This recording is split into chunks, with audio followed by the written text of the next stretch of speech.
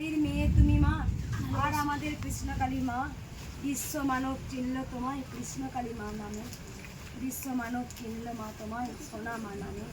বিশ্ব মানব চিনল তোমায় মঙ্গলা মা নামে।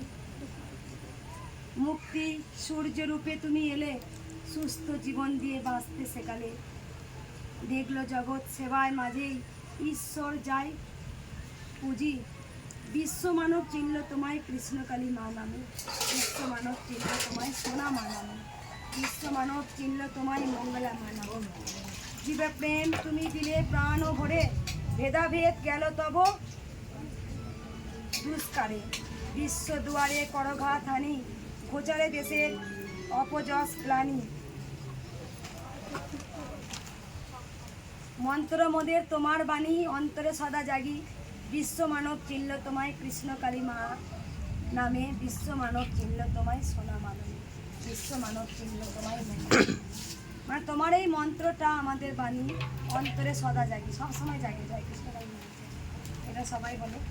আর একটা জিনিস আমি একটু বলবো, দেখো তোমার ফোনটা কইব জিনিস দেখায়, খুব সুন্দর জিনিস দেখাম সবারই দরকার আছে।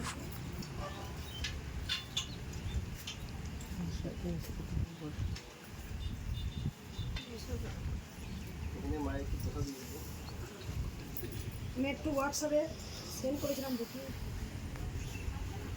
যে কর্মজীবনে বহু ওপেন হার্ট সার্জারি করেছেন, কিন্তু এই একটি ছোট্ট ঘটনা থেকে যে শিক্ষা তিনি পেয়েছেন, অর্থাৎ তার ওপর বিশ্বাস রাখলে সফলতা আসে। তার ওপর বিশ্বাস রাখলে, তাও একটি ছোট্ট মেয়ের কাছ থেকে, সেটি তার কাছে সারা জীবনের সঞ্চয় হয়ে রইল। এই ঘটনার পর ডক্টর মেহতা তার অপারেশন থিয়েটারের দেওয়ালে তার নিজের বিশ্বাস অনুযায়ী ভগবান শ্রী শ্রী রামকৃষ্ণ ঠাকুরকে ছবি লাগিয়ে রেখেছেন। এখনও প্রতিদিন সার্জারির আগে তিনি সে ছবিতে প্রণাম করেন, তারপর কাজ শুরু করেন।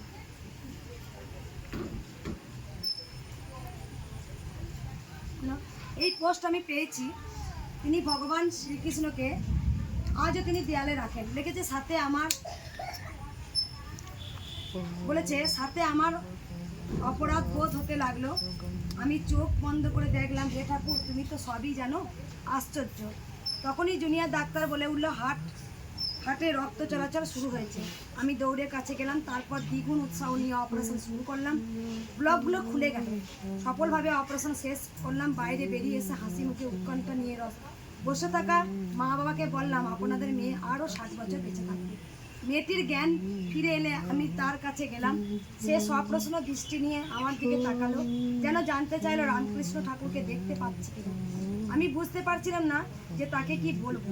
বললাম, ঠাকুর আছেন, তবে তাকে তো দেখতে পাইনি। তোমার অপারেশনে করার সময় তাকে ভীষণভাবে অনুভব করেছি। তুমিও তাকে দেখবার মতো করে নয় অনুভবে পাওয়ার চেষ্টা করো, তিনি তোমার মঙ্গল করবেন। তা যখন ঘটনাটি ঘটেছিল, তার দু চোখ বেয়ে জলের ধারা নেমে এসেছিল।